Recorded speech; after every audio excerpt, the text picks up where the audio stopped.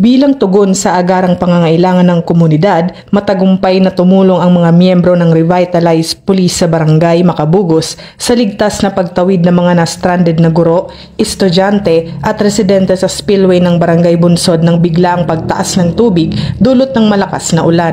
Sa mabilis na pagkilos ng Revitalize Police sa barangay, naihatid ng ligtas ang mga individual na hindi makatawid dahil sa panganib ng rumaragasang tubig.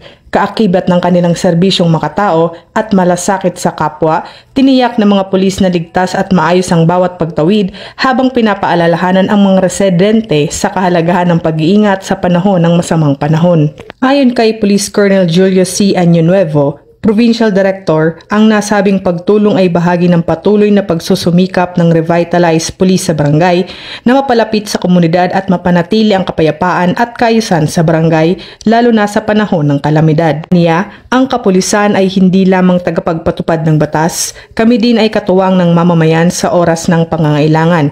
Ang kaligtasan ng bawat isa ay aming pangunahing layunin. Sa harap ng pananalasa ng Bagyong Crising, mas pinaigting ng Police Regional Office 5 ang kanilang kabuoang paghahanda at pagtugon upang matiyak ang kaligtasan at kaayusan sa buong rehiyon. Pinaalalahanan ng pamunuan ng PNP ang publiko na makipagtulungan sa mga otoridad, manatili sa ligtas na lugar at i-report agad ang anumang insidente sa pinakamalapit na himpilan ng pulisya o sa pamamagitan ng PNP hotlines.